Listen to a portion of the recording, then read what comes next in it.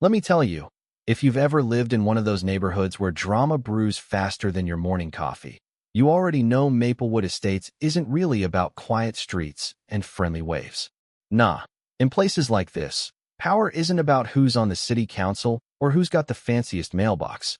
It's about who's willing to fight to the last breath over trash cans, lawn heights, or, hell, the shade of your mailbox flag. So when the whole thing went down with Karen and the Ramirez family, it wasn't really a surprise, just the scale of it? Yeah, nobody saw that coming. It started, as it always does, with something so small you almost want to laugh. The Ramirez family, sweet folks, honestly, always saying hi, kids riding bikes up and down the sidewalk, had just thrown a birthday bash for their youngest. Streamers everywhere, cake on faces, the whole thing. But in the chaos of wrangling kids hopped up on sugar and packing up presents, they left their trash bins out by the curb a little too long. You know, something literally everyone does at some point, right? But in Maplewood, leaving your bins out overnight is like inviting the wrath of the neighborhood gods. Or more accurately, inviting Karen. So there's Karen, marching across the cul-de-sac at 7:15 a.m., hair tucked under a visor, sunglasses so big they might as well have been safety goggles. She's got her phone out, snapping pics of those bins like she's prepping evidence for the Supreme Court. I swear, you'd think she was a detective in a TV crime show. She's muttering, "Violation, violation," under her breath, scribbling furiously on a yellow legal pad. The Ramirez kids peek out the window, wide-eyed, trying to figure out why this woman's crouched down, checking their recycling labels like she's about to uncover a drug ring. Yeah, that happened. By lunchtime, Karen's already posted on the HOA board about the habitual noncompliance of the Ramirez family. Threats of escalating fines, calls for community vigilance, and I'm pretty sure she slipped in something about neighborhood values being at stake. But this time, instead of sheepishly wheeling their bins back, Mr. Ramirez, usually a quiet guy, just tears the notice off his door, crumples it up, and walks right up to her. "We're done with your harassment, Karen," he says, and his voice isn't shaking, not even a little. "We're calling the board ourselves." Karen actually gasps, clutching her notepad to her chest like a shield. She screeches back, "I am the board. You're a danger to this community." Now, word spreads fast in Maplewood. Neighbors are drifting out of their houses, some already filming, others just rubbernecking. The air's heavy. One of those afternoons where the tension feels electric, you know?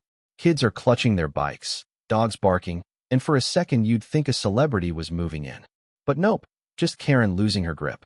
And then, here's where it gets wild. Karen storms back into her house, reemerges holding a small canister. At first, nobody really processes it, but when she waves it overhead, it's clear as day. Pepper spray.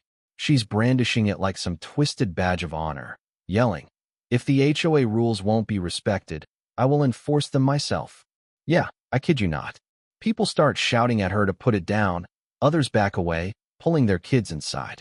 The noise rises, shouting, barking, crying. Then, someone calls the cops. You ever seen police arrive faster than pizza delivery?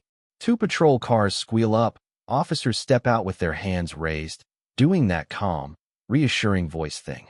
"Ma'am, let's just put the spray down and talk, all right?" But Karen's not having it. She's red-faced, shaking her head so hard I thought her visor was going to go flying. "You're siding with them," she screams, backing into the street. "They're trashing our neighborhood, and you're helping." The Ramirez family's hugging each other on the porch while the rest of us are stuck between fear and fascination. Every phone in the place is up, recording like we're about to witness history. Honestly, we were. And right when you think she might calm down, Karen launches into this rant about conspiracies, how everyone's plotting against her, how the cops should answer to the HOA, not the other way around.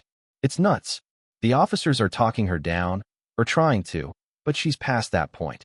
Suddenly, she lifts the canister and just, boom, sprays a jet of orange mist right at the officers.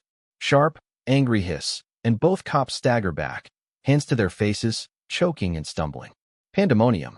Kids shrieking, dogs howling, neighbors running every which way, some yelling at Karen, others at the blinded cops, everyone trying not to breathe the chemical air. The Ramirez family hauls their kids inside, slamming the door so hard the windows shake. Karen? She's standing there, breathing hard, canister raised over her head like she's just conquered Rome. "This is my neighborhood," she yells, voice cracking. "I am the authority here." Within seconds, backup arrives, sirens blaring, tactical gear on, the whole 9 yards. Suddenly, our sleepy cul-de-sac looks like a scene from a movie. Cops are yelling, shields up, neighbors ducking behind cars, filming from behind bushes, narrating in disbelief. And Karen, well, she doubles down. She sprays again, wild, hitting a neighbor right in the face. The guy collapses on the grass, screaming and clutching his eyes. "She's lost her mind," someone yells. "Get her out before she kills someone." The officers close in, forming a barrier, moving like a wall of determination. Karen's in full meltdown, shrieking about dictatorships, oppression, God knows what else, trying to squeeze one last burst from her canister. But it sputters, totally empty. She's shaking it, wild-eyed, desperate, but nothing comes out. That's the cue. 2 officers rush her, grabbing her arms, wrestling her to the pavement while she's kicking, clawing, spitting fury. Phones are up everywhere, capturing every moment as she screams about lawsuits, about owning the block, about how nobody can stop her. Even as they cuff her, her voice echoes down the street. Pure rage, all the power sucked out of her, but still refusing to let go. Her robe is torn, hair a mess, face twisted with hate. Paramedics rush in to help the cops and the unlucky neighbor who got sprayed. Kids are sobbing, clutching their parents. The whole cul-de-sac smelling like chemicals and fear. The quiet little street, now a war zone. Yellow tape everywhere, red and blue lights bouncing off the mailboxes. Everybody just standing there in shock. They shove Karen into the back of a cruiser, her screams muffled by the closed door, her shadow still thrashing inside. The police radios hum. The neighbors gather in clusters, nobody quite believing what they've just seen. When the lights finally fade and the officers drive away, it's dead silent. The only sounds left are sniffles and whispers, the distant clatter of a trash bin rolling in the wind. The Ramirez family peeks out from behind their curtains, faces pale, relief mixed with something else, like, how do you trust your neighborhood again after that? But here's the kicker. Nobody's going to forget what happened. Not after seeing Karen, wild-eyed, screaming about power, pepper spraying the cops meant to restore order. The whole block changed in one afternoon. And honestly, everyone's got a different take on what really went wrong. Was it about rules, respect, or something deeper? Who actually draws the line in these neighborhoods? And who decides what's order anyway? You know what I mean? So, what do you think? Was justice served? Or was this just another mess swept under the Maplewood rug? Drop your thoughts below. Tell me who was right, who was wrong, and what community even means when it all goes up in smoke. Let's hear it.